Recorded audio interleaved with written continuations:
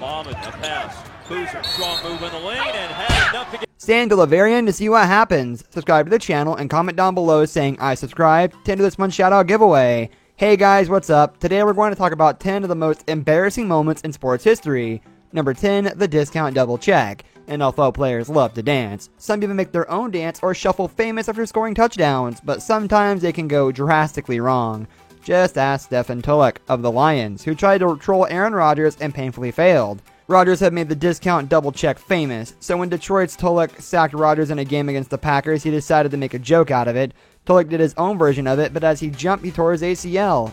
It ended his season and put a severe dent in his pride. 4 deep. Comes up 2 yards shy of the 20, and that's game. Number 9, Jim Rome and Jim Everett. Jim Rome, broadcaster, likes to tease. Jim Everett, NFL quarterback, is really sensitive. Put it all together and what do you get? One of the most uncomfortable moments in the history of sports journalism. Basically, Rome wasn't a fan of Everett's toughness and repeatedly called him to his face Chris Evert, the name of a female tennis player. You can watch what happens next. It will probably make you cringe. It might also make you laugh. And in a strange way, there's a good chance it'll make you just sort of wish Rome was still ESPN's go-to interview man. 40. That was in 96, 97, and 98. I was on top of the world, and then bang. Number 8, Anthony Bennett, rookie season. Anthony Bennett turned in such a historically bad rookie season for the Cavaliers last year, made even worse by where he was selected in the draft, that by the end, it became almost fascinating to watch. Bennett looked so out of place so much of the time that it was difficult to imagine that he had ever done anything to display potential in the first place. Bennett's perpetual woes can really be summed up by this one shot, featuring 2 misses in a matter of seconds, including a botched dunk.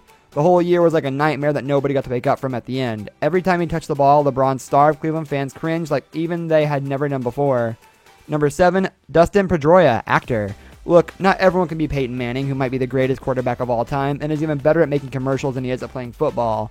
There has been a long line of truly profoundly painful commercials featuring famous athletes, but you would be hard-pressed to find any that come close to the chilling awkwardness of Dustin Pedroia's performance. Can we even call it a performance? On behalf of Sullivan Tires.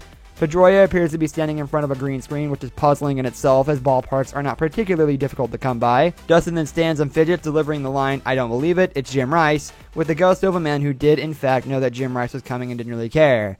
Number 6, Andrew Wiggins interview. Andrew Wiggins, since being taken as the number 1 overall pick by the Cleveland Cavaliers, has been the subject of plenty of media hype, but not because of his breathtaking ability or superstar potential. No, Wiggins' name has been in the news because of his part of a deal that was reportedly bringing Kevin Love to Cleveland. This is certainly an awkward month for the young kid. Everyone on the planet knows Wiggins is being traded. Wiggins knows, ESPN knows, the teams involved know, fans know, and nobody's allowed to say anything.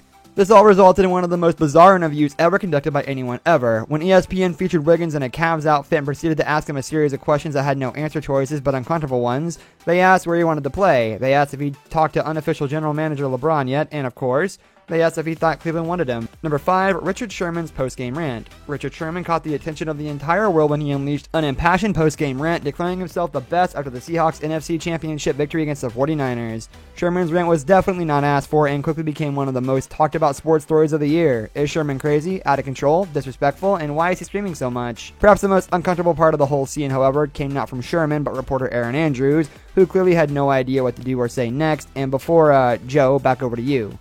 I'm just going to wrap this slide up here, unless you want me to, Joe, back over to you. Number 4, Brent Musburger drools over Catherine Webb. AJ McCarron's girlfriend, Catherine Webb, and as of recently his wife, is beautiful, and nobody knows that better than ESPN's Brent Musburger. During an Alabama game that Webb was attending, cameras caught wind of the young woman sitting on the end zone. Musburger had apparently never seen anything or anyone like it in his life. The too old to talk like that reporter went on, as shown in the video, to exclaim, "You quarterbacks, you get all the good-looking women, what a beautiful woman, wow." Maybe it was the wow that put him over the edge, or maybe it was the twinge of jealousy in his voice when he proclaimed that young quarterbacks literally got all the good-looking women. Number 3, reporter pushes Bode Miller to breakdown. There's a very fine line between provocative journalism and being a bad human being. Keep on going past this line, take the 5th exit, turn right at the light, continue for a few miles down the road, and you'll arrive at the space occupied by Kristen Cooper in her post-race interview with Bode Miller at the Sochi Olympics. Cooper continuously pokes and prods at Miller, forcing him to answer an unending series of questions about his brother, who passed away before the Olympics. Her barrage of personal questions drives Bode to tears, and he actually breaks down on camera. Number 2, Birdman postgame interview. Chris Birdman Anderson doesn't exactly have the reputation in the league of being a bundle of charisma and joy, but can any reporter really ever be ready for that? Anderson's terrifying postgame interview is just that, terrifying. It truly seems at any moment he might become irritated, reach out of the screen and destroy you in one swing. Every awkward one-sentence response, every glare at the camera, every nervous laugh by the news anchor trying to desperately make the light of the situation. Differences abound between the species of man and bird. This truly must be trapped in no man's land somewhere in between. Number 1, Eminem on Saturday Night Football.